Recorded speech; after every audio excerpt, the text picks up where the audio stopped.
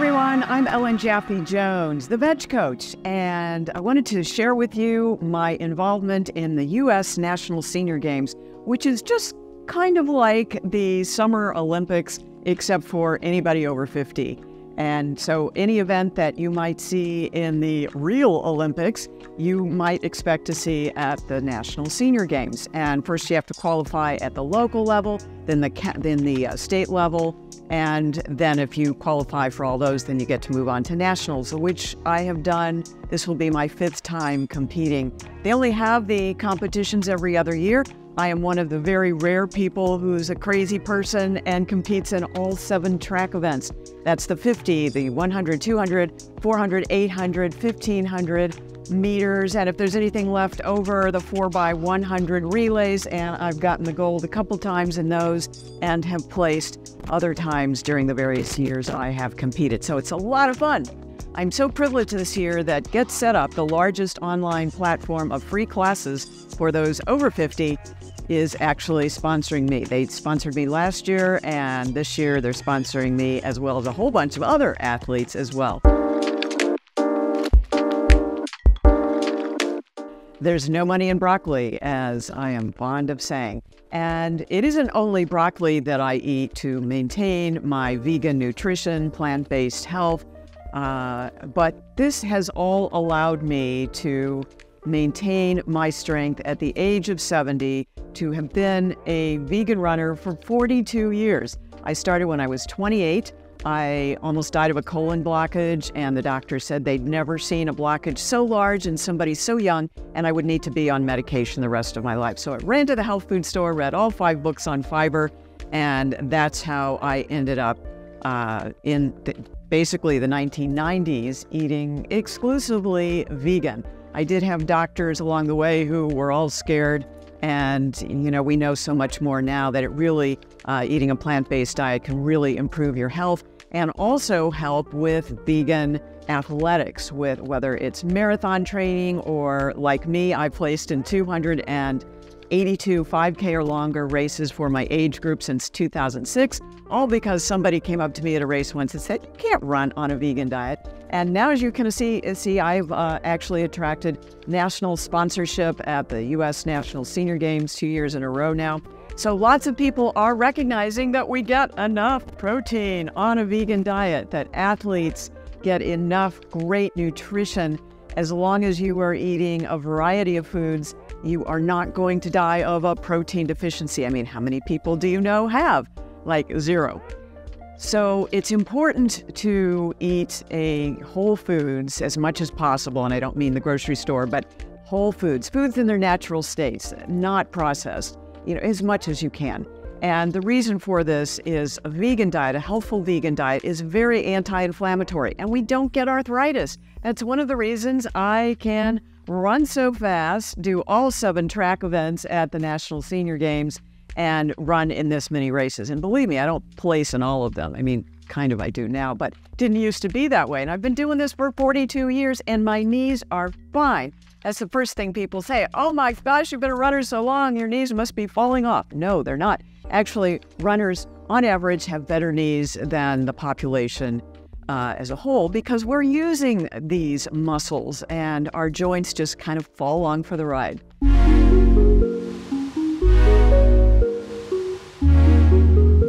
My biggest point in helping you avoid injury is to warm up properly and cool down sufficiently.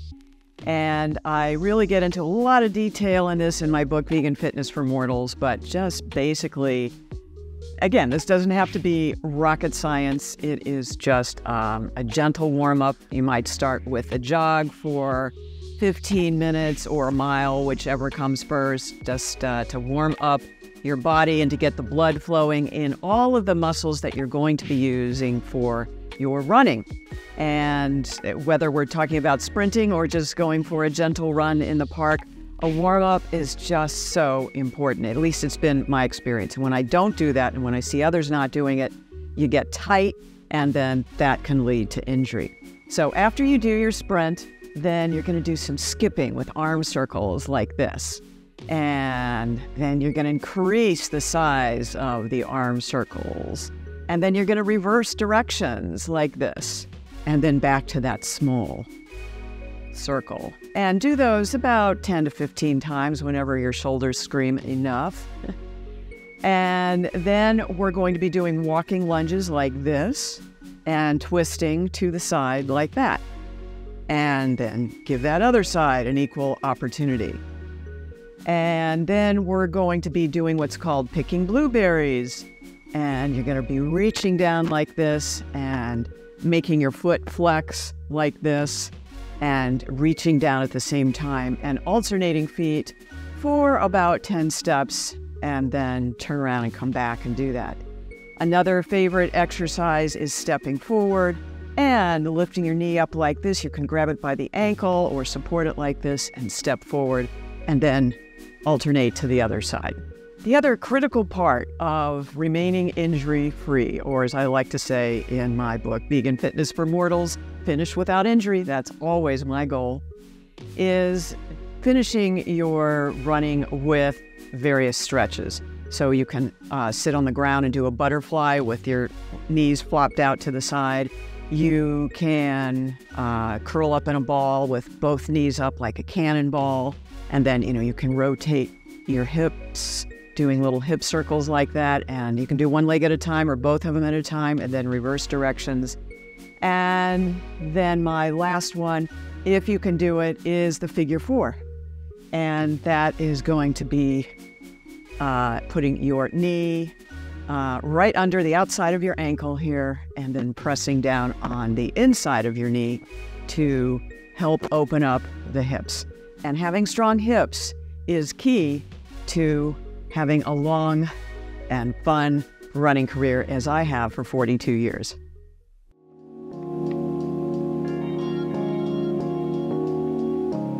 You have to be your own investigative reporter like I was on television for 18 years, trying to figure out the truth about food, because my mom and both sisters had breast cancer and I was the only one without. They all had diabetes and heart disease and arthritis, and they could only dream about living a life that I have been so privileged and lucky to live. But part of it is about figuring out what works. And as I started running, and you may find this too, things start to ache and hurt, and I'm not going to tell you to work through pain. Absolutely. Absolutely not. But I am going to tell you to go find a comfortable pair of running shoes with a lot of foam. Now, I went through the barefoot running phase, thought I knew everything about that, and then I broke my third metatarsal arch and then came back to shoes. So what is important for me, and everybody's different, these are my training orthotics. Hard plastic here, but the rest is pretty rigid. And this is what I train in. This is what I walk in every day. However, what I run in is, or what I race in is a different story. So I have these thin, fun Atrix orthotics, and you can see these have been well used, but they fit in this very light, oh, it's so light and fun, racing shoe. And I have several different racing shoes. I am always auditioning them, and you just have to experiment. The other thing that I couldn't have run for 42 years without is earbuds. And people say, oh, you got to watch out for the rapist coming behind you. Now, I don't want to make light of that. Yes, there are plenty of women who have been attacked over the years. Find a good place to do this. That's in the public area, not at 3 in the morning. Run with a running club. That has also been a big key to success. And I'll wear these sometimes if it's a long training run, just so I have a diversion. That's what I need personally for myself. There are different kinds of earbuds. These are the very simple Apple earbuds that just pop in your ears, but I sweat a lot, Florida humidity. If I'm going to use these, I wear the kind that have the hooks over the back of your ears so they don't fall out in the middle of a race. So annoying when that happens. You lose time trying to find where these fell out. But there are other kinds of earbuds, and Apple in particular is getting really good at perfecting these so that they do stay in your ear. I don't know how they do that without having to wear the hook. The other thing that is super important is to have, if you're not running with your phone, have some kind of road ID or identification. This attaches to your shoe, but you can wear bands that have this same metal plate on it. Anything to let those first responders know who you are, just in the unlikely event you trip over a rock and can't remember your name.